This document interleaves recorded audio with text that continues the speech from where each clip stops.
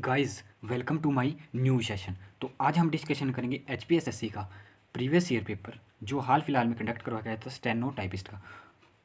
उसमें हम डिस्कशन करेंगे आपके पास पोलिट इकोनॉमिक सेक्शन के कुछ बेहतरीन क्वेश्चन जो आपके जितने भी आने वाले एग्जाम हैं उनके लिए बहुत ही बेनिफिशियल होंगे। आपके आने वाले एग्जाम के बहुत हेल्प करेंगे आपको।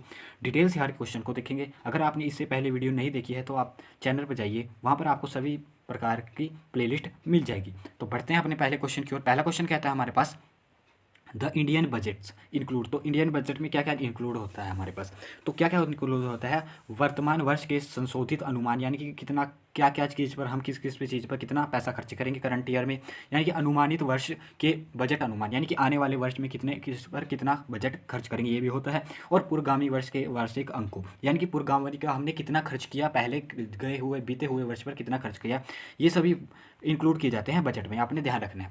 नेक्स्ट क्वेश्चन की ओर अब बात कर लेते हैं हम इससे रिलेटेड कुछ क्वेश्चन। बजट आपके कब स्टार्ट किया गया है? ये किया गया था 1742 में इंग्लैंड के प्रधानमंत्री ने।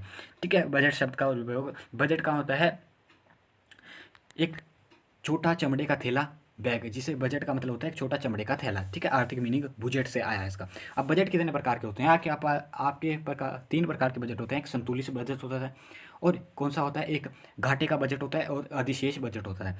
3 के बाद संतुलित बजट, यानी कि जिसमें ना तो कुछ बचता है, पैसा बचता है, ना ही कुछ क्या होता है, कम होता है, तो उसे संतुलित बैलेंस बजट कहेंगे। और एक घाटे का, यानी कि लॉसिंग बजट किसे कहते हैं? लॉसिंग बजट उसे कहते हैं जब क्या होता है आपके पास, यानी कि लगाया तो ज़्यादा जाता है लेकिन उतना पैसा नहीं होता, उसको क्या कहते हैं? Losing budget. और अधिशेष बजट, यानी कि खर्चा कम किया है और पैसा बच गया है। ठीक है, यानी कि खर्चा कम हुआ है और पैसा बच चुका है, उसे क्या कहते हैं? अधिशेष बजट। ठीक है, और भारत में कैसा बजट पेश किया जाता है? भारत में कैसा बजट? घाटे का बजट, यानी कि लॉसिंग बजट पेश किया जाता है भारत में। ध्यान रखना है आपने।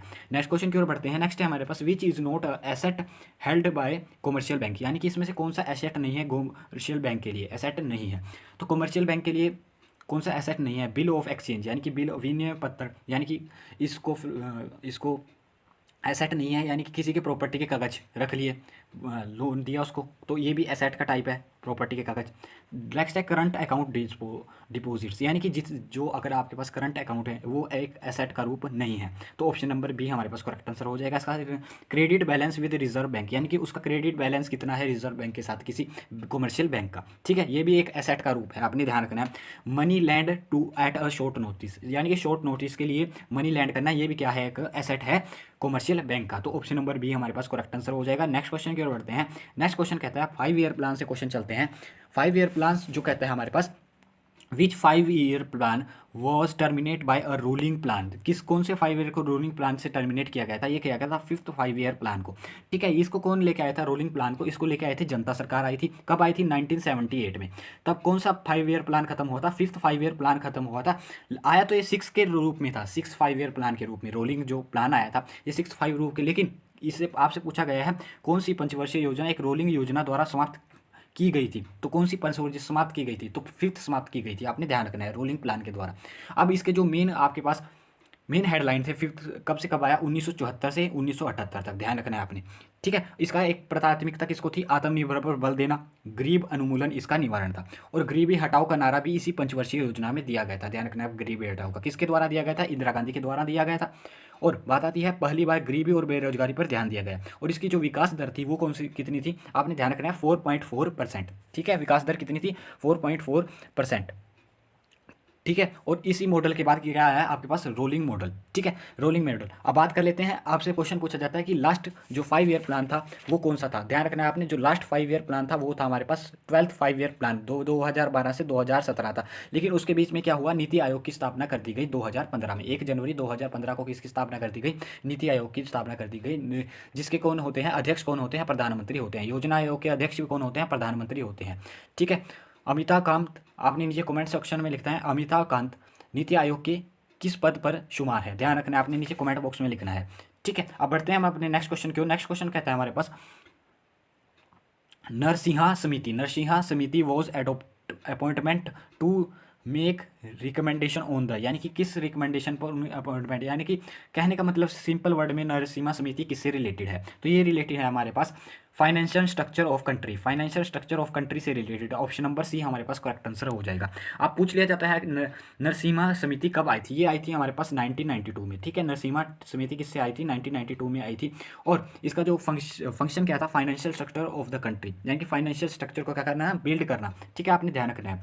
इससे रिलेटेड इतने ही क्वेश्चन पूछे जाने की उम्मीद है, ठीक है। अब बढ़ते हैं हम नेक्स्ट क्वेश्चन की ओर। नेक्स्ट क्वेश्चन कहता है हमारे पास IRDP एनविसिजेस, यानी कि IRDP विचार करता है, विचार किस पर करता है, इम्फेसिस किस पर करता है, जो NIRDP है वो करता है हमारे पास assist to poor rural families to come up ever poverty line, यानी कि रूरल जो फैमिली है उनको क्या करता है, असिस्ट करता है ऊपर आने के लिए, पॉवर्टी लाइन से ऊपर आने के लिए क्या करता है, मदद करता है, ठीक है, पुअर एवर पॉवर्टी लाइन से ऊपर आने के लिए। अब बात कर लेते हैं ये योजना कब लाई गई। इसको क्या लाने की योजना तो कब आई, 1978 में, लेकिन लागू किस टाइम हुई, 1980 में। ध्यान रखना है, 1980 में लागू हुई।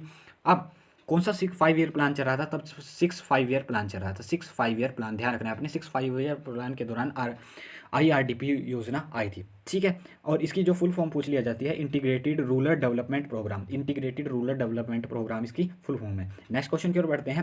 नेक्स्ट क्वेश्चन कहता है हमारा vote on account means legislative vote, यानी कि vote on account means legislative vote का मतलब होता है, इसका जो विधायी वोट क्या होता है, authorise expenditure in respect to demand for grants pending the pass of the appropriation act, option number D हमारे पास करेक्ट आंसर हो जाएगा। यानी कि विनिमय अधिनियम पारित करने में विलंब के दौरान अनुदानों के लिए मांग के संबंध में व्यय को अधिकृत करने में, यानी कि कोई चीज़ है विनिमय अधिनियम, यानी कोई अधिनियम लाया गया है, उसमें क्या हुआ, विलंब के कारण क्या हो रही है, मांग को करने के लिए ये क्या लाया जाता है आपके पास, एप्रोसिएशन एक्ट लाया जाता है, जिसको मंजूरी दे देता है, लेजिस्लेटिव वोट की जाती है। नेक्स्ट क्वेश्चन है हमारे पास।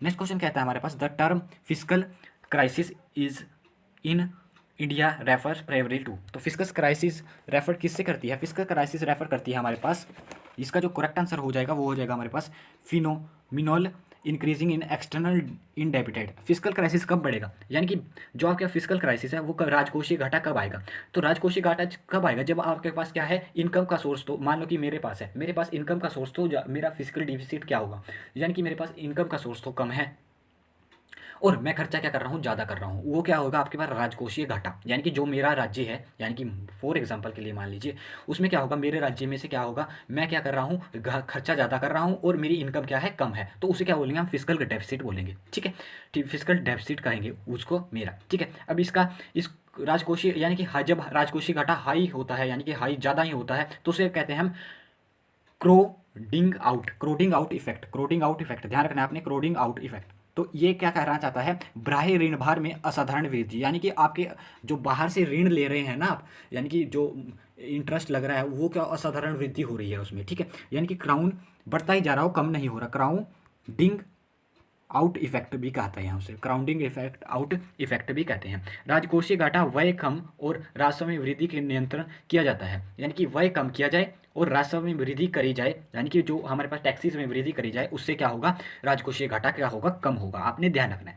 नेक्स्ट क्वेश्चन की ओर बढ़ते हैं। नेक्स्ट क्वेश्चन कहता है हमारे पास regional rural bank are design to work in which of the following ideal, यानी कि रीजनल रूरल बैंक, यानी कि RRB किस फंक्शन पर वर्क करता है, आपने ध्यान रखना है कि किस फंक्शन पर वर्क करता है, ये करता है हमारे पास हेल्प द टारगेटिंग ग्रुप, यानी कि बट RRB क्या करता है, ऐसे डेवलपमेंट बैंक होते हैं, रीजनल रूरल डेवलपमेंट बैंक, इसमें क्या होता है, इसमें आपके पास क्या करता है, एक पर्टिकुलर ग्रुप को छांट लिया, पर्टिकुलर एरिया को छांट लिया जाता है डेवलपमेंट के लिए, ठीक है, पर्टिकुलर एरिया, जैसे ग्रामीण बैंक जिन्हें हम बोलते हैं, ये किसके अंडर आते हैं, रीजनल रूरल बैंक के अंडर आते हैं, किसी भी स्टेट के ग्रामीण बैंक को, ठीक है, इसमें ग्रामीण एरिया को, यानी कि रूरल एरिया को डेवलपमेंट के लिए सोचा जाता है, हेल्प द टारगेटिंग ग्रुप, ठीक है, जैसे बोला गया है। नेक्स्ट है, अब पूछ लिया जाता है ये किस टाइम आया था, ये कहा था RRB कब आई थी, 5th 5 ईयर प्लान में आया था, 5th 5 ईयर प्लान के दौरान आया था, और इसकी जो फाउंड कब आया था, 2 अक्टूबर, ध्यान रखना आपने, 2 अक्टूबर लॉन्च कब किया गया था, 2 अक्टूबर 1975 को लॉन्च किया गया था, 2 अक्टूबर 1975 को ये योजना चलाई गई थी RRB, यानी कि रीजनल रूरल बैंक जो आई थी स्कीम, ये आई थी 2 अक्टूबर 1975। तो ये हमने डिस्कशन करे इकोनॉमिक्स से रिलेटेड कुछ बेहतरीन क्वेश्चन। अगर आपको वीडियो इन्फॉर्मेटिव लगती है तो वीडियो को ज़्यादा से ज़्यादा लाइक कीजिए, चैनल पर नए हैं तो चैनल को सब्सक्राइब कीजिए। मिलते रहेंगे ऐसे ही नेक्स्ट सेशन में।